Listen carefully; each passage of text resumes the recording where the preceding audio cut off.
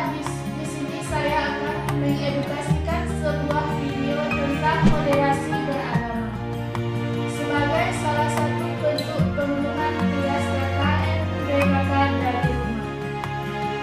Baiklah, video kali ini saya akan mengangkat dua topik tentang moderasi beragama, yaitu tentang gerakan moderasi beragama ekstrem kiri versus ekstrem kanan dan dampak body shaming.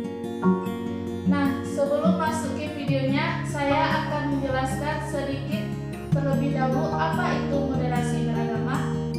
Nah, moderasi beragama adalah cara pandang kita dalam beragama secara moderat, yakni memahami ajaran agama dengan tidak ekstrim, baik itu ekstrim ke kanan ataupun ekstrim ke kiri.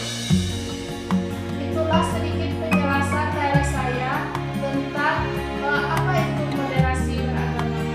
Untuk mengetahui secara lengkapnya, yuk kita simak videonya sampai akhir.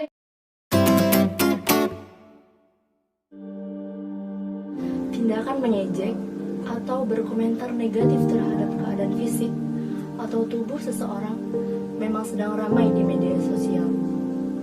Salah satu yang menyiksa pikiran, bahkan yang menimbulkan tekanan batin adalah kasus body shaming ini. Body shaming atau komentar negatif tentang penampilan fisik seseorang bisa menyerang siapa saja, tak terkecuali para remaja yang terpapar media sosial setiap hari, bahkan orang dewasa. Tak jarang, para warganet memberi komentar negatif terhadap bentuk tubuh para artis atau selebgram yang dijadikan sasaran body shaming. Praktiknya bisa disampaikan langsung atau bisa lewat komentar. Kadang-kadang hanya menanggapi santai. Ayolah, gitu aja baper, bercanda kali. Lalu pertanyaannya, bagaimana tanggapan Islam mengenai body shaming ini? Dari Aisyah radhiyallahu anha berkata, saya pernah berkata kepada Nabi SAW, Sofia itu begini dan begitu.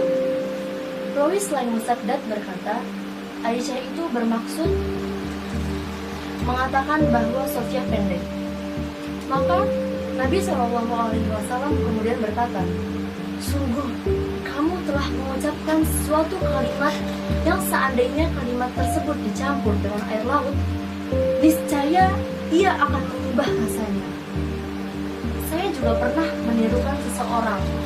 Lalu beliau berkata, saya tidak suka mengejek seseorang, sekalipun saya akan memperoleh keuntungan ini dan itu. Hadis riwayat Abu Dawud. Dalam Islam, mengomentari fisik orang lain dengan tujuan merendahkan dan mengolok-olok sangatlah dilarang. Bahkan Nabi SAW selalu membela orang yang dilecehkan karena bentuk fisiknya.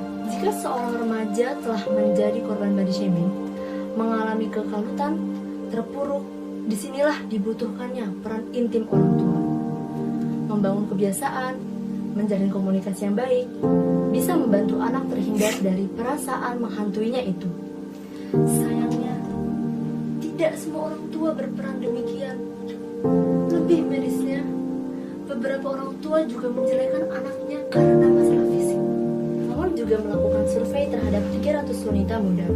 Dalam penelitiannya itu, dia menemukan bahwa wanita yang merasa sangat malu dengan tubuhnya mengalami infeksi paling sering, kondisi kesehatan mengalami penurunan, dan mengalami lebih banyak gejala penyakit seperti diare dan sakit kepala. Rasa malunya itu menyebabkan kesehatan fisik menjadi buruk. Islam telah mengatur banyak mengenai body shaming ini, dari A sampai Z. Bahkan Rasulullah SAW pernah melarang Aisyah melakukan body shaming. Maraknya body shaming memang tidak bisa dibendung. Keberadaan sosial media memperparahnya. Namun, bukan berarti kita hanya berpasrah menerimanya. Ini hanya soal menciptakan kebiasaan baik. Selanjutnya, semua tergantung kita, mau atau tidak merubahnya. Gerakan moderasi agama di dalam Al-Quran disampaikan, wa kadzalika ja'alnakum ummatan wasata. Telah kami jadikan kalian umat yang tengah-tengah. umat yang berada di pertengahan. Kenapa tengah-tengah? Karena kalau kita belajar kajian ilmu kalam, ada yang dinamakan dengan tatorruf tasyaddudi, ini ekstrim kanan. Ada yang dinamakan dengan tatorruf tasahuli, ini ekstrim kiri. Ekstrim kanan ditandai dengan yang pertama puritanisme agama. Puritanisme diambil dari akar kata pure yang artinya murni. Mereka yang puritan ingin mengembalikan ajaran agama kepada ajarannya yang murni. Misalkan ada jargon, mari kembali kepada Al-Quran dan Al-Hadis. Nah, ini puritanisme agama. Implikasinya apa? Implikasinya segala kegiatan keagamaan yang bersatu dengan tradisi, yang berkolaborasi dengan kebudayaan, maka harus dihapuskan. Alhasil, maulid Nabi bid'ah, tahlilan bersama-sama bid'ah, ziarah kubur bid'ah, sholat hajat bersama-sama bid'ah. Nah, ini tatorruf tasyaddudi yang pertama, puritanisme agama. Yang kedua, ada fenomena fundamentalisme dan radikalisme agama. Ini dua hal yang berkelindan. Fundamentalisme diambil dari akar kata fundamen. Fundamen artinya dasar. Radikalisme diambil dari bahasa Latin radix, artinya akar. Ini sama.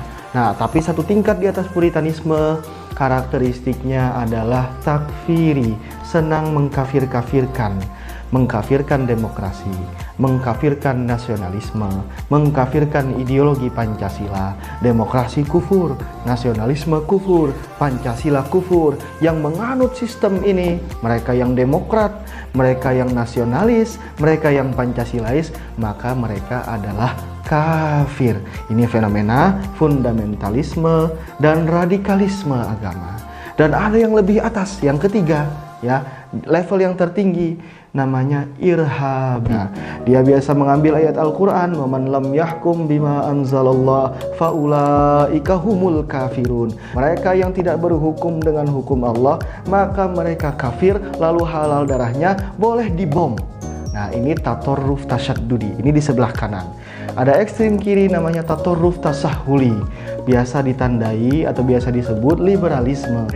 Artinya membebaskan, sedangkan agama itu kan kalau kita Islam itu tunduk. Nah, sedangkan yang di sini adalah tasahuli, menggampang-gampangkan. Ya, agama itu gampang, tapi jangan digampang-gampangkan. Lalu di mana posisi gerakan moderasi agama? Apakah tidak punya sikap di antara yang kanan dan yang kiri? Tidak.